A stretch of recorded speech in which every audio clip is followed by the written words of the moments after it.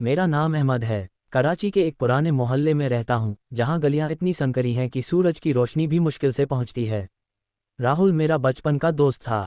हम दोनों साथ स्कूल गए, साथ सिगरेट चुराई, साथ लड़कियों के पीछे भागे। राहुल थोड़ा जिद्दी था, लेकिन दिल का साफ।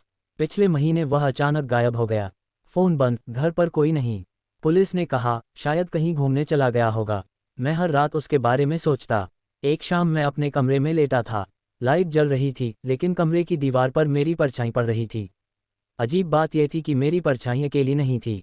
उसके बगल में एक और परछाई थी, राहुल जैसी। लंबी, पतली, वही स्टाइल में बाल। मैंने आंखें मलीं, शायद थकान है। फिर अचानक वह परछाई हिली। मेरी परछाई स्थिर थी, लेकिन दूसरी ने हाथ उठाया, जैसे कोई मुझे बुला रहा हो। मैं चौंक कर उठ बैठा। कौन है? मैंने कहा। कोई आवाज़ नहीं आई, लेकिन फिर दीवार पर वह परछाई ने मुंह खोला, जैसे कोई बोल रहा हो। आवाज़ मेरे दिमाग में गूंजी, अहमद भाई, मैं हूँ। राहुल। मेरा दिल धक से रह गया। मैंने लाइट बंद की। अंधेरे में परछाई और साफ दिखी। अब वह मेरी तरफ बढ़ रही थी, दीवार से अलग होकर फर्श पर। मैं पीछे हटा। यह मजाक है ना राहुल? अगर तू है तो बाहर आ। परछाई रुकी, फिर उसने कहा मैं बाहर नहीं आ सकता। मैं यहाँ फंस गया हूँ। तू मेरी मदद कर। मैंने पूछा क्या हुआ तुझे? कहाँ है तू? मैं मर गया हूँ अहमद, लेकिन मेरी आत्मा, मेरी परछाई अभी भी जिंदा है। कोई मुझे मारना चाहता था। तू पुलिस को मत बता, वो लोग तुझे भी मार देंगे। मैं हंस पड़ा। भूत प्रेत की बातें, तू तो जानता है मैं इन सब पर यकीन नहीं करता। यकीन कर ले, कल रात 12 बजे पुरानी कब्रिस्तान में आ, वहाँ तुझे सब पता चलेगा। मैंने कहा नहीं जाऊँगा। परछाई ने कहा अगर नहीं आया तो मैं तेरे सपनों में आऊँगा हर रात, और एक दिन तू भी मेरी तरह फंस जाएगा। रात भर नींद नहीं आई। सुबह उठा तो आईने में देखा, मेरी आंखों के नीचे काले घेरे, चेहरा पीला। लेकिन सबसे अजीब बात, मेरी परछाई सामान्य से थोड़ी लंबी लग रही थी, जैसे किसी और की हो। शाम को मैंने फैसला किया, जाऊंगा कब्रिस्तान। राहुल अगर मजाक कर रहा है तो ठीक, वरना कुछ तो पता चलेगा। रात 11:15 बजे मैं घर से निकला। कराची की सड़कें खाली। पुराना कब्रिस्तान शहर के बाहर, जहां कोई नहीं जाता। वहां पहुंचा तो चांदनी में कब्रें चमक रही थीं। मैंने राहुल का नाम पुकारा, कोई जवाब नहीं। फिर अचानक मेरी परछाई, नहीं, राहुल की परछाई एक कब्र के पास से निकली। आ गया तू, अच्छा किया। मैंने कहा बोल क्या हुआ? परछाई ने कहा मैंने एक पुरानी किताब पढ़ी थी, शैतानी परछाई वाली। उसमें लिखा था कि अगर कोई अपनी परछाई को अलग कर ले तो वह अमर हो जाता है। मैंने ट्राई किया, लेकिन गलती हो गई। मेरी परछाई अलग हो गई और मैं मर गया। अब वो परछाई मेरे बदले जी रही है। मैंने पूछा कहाँ है तू असल में? मैं यहाँ हूँ, इस कब्र में, लेकिन मेरी परछाई अब तेरे साथ है। वो तुझे इस्तेमाल करेगी। तभी मेरी अपनी परछाई हिली। उसने कहा अब तू मेरा है। मैं भागा। घर पहुंचा तो दरवाज़ा बंद था, लेकिन अंदर से मेरी आवाज़ आई, आ जा अहमद, मैं तेरा इंतजार कर। अगली सुबह मैं उठा तो सब सामान्य लग रहा था, लेकिन आईने में देखा, मेरी आंखें राहुल जैसी हो गई थीं, हल्की भूरी, थोड़ी झुकी हुई। मैंने सोचा शायद नींद की कमी है। दोपहर में फ़ोन आया, राहुल की माँ का। अहमद बेटा, राहुल का कोई पता चला? मैंने झूठ बोला, नहीं आंटी। फ़ोन रखते ही मेरी परछाई दीवार पर हिली। झूठ मत बोल, उन्हें बता कि मैं मर गया। मैंने कहा चुप रह। परछाई हंसी, अब मैं तुझे कंट्रोल करूंगी, देख। तभी मेरा हाथ अपने आप उठा। मैंने खुद को रोका, लेकिन नहीं रुका।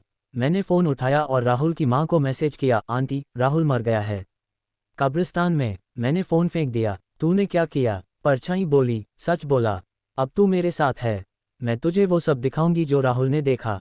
रात को सपना आया, मैं राहुल के शरीर में था। वह एक पुरानी हवेली में था।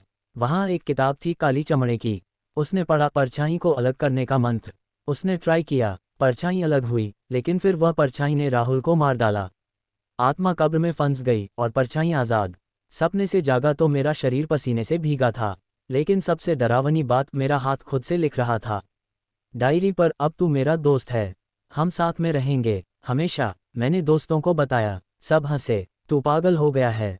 लेकिन शाम को जब मैं घर लौटा, मेरे कमरे में राहुल की तरह कपड़े पड़े थे, मेरे अपने नहीं, और दीवार पर लिखा था, स्वागत है नए दोस्त। परछाई अब मेरे साथ चलती, सड़क पर, दुकान में। लोग नहीं देखते, लेकिन मैं महसूस करता।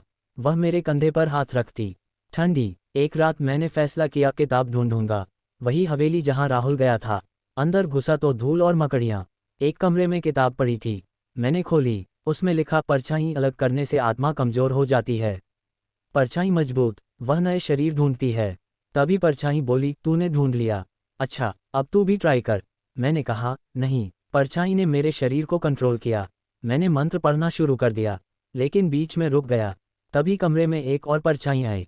राहुल की आत्मा, अहमद मत पढ़, ये तुझे भी फंसा लेगी।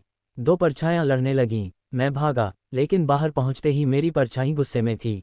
तूने गलती की, अब सजा मिलेगी। अगले दिन मैंने देखा मेरे दोस्तों की परछाइयां भी अजीब थीं, जैसे कोई उन्हें भी देख रहा हो। परछाई बोली, अब मैं तेरे दोस्तों को भी लूंगी, एक एक करके। मेरा दोस्त अली था। अगले दिन वह बोला, अहमद मेरी परछाई अजीब है, बात करती है। मैं समझ गया, परछाई फैल रही थी। रात को अली का फ़ोन आया, बचाओ, मेरी परछाई मुझे मार रही है। मैं पहुंचा तो अली मरा पड़ा था, गर्दन टूटी, लेकिन उसकी परछाई दीवार पर हंस रही थी।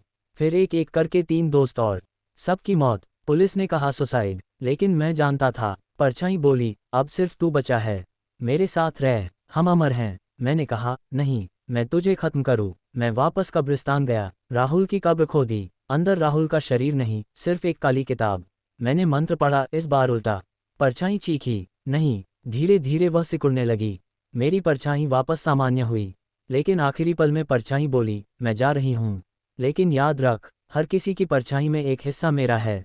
सब खत्म या नहीं। अब भी जब मैं आईने में देखता हूँ, मेरी परछाई कभी कभी मुस्कुराती है, जैसे राहुल कह रहा हो, भाई मैं अभी भी हूँ। क्या पता, शायद ये खत्म नहीं हुआ।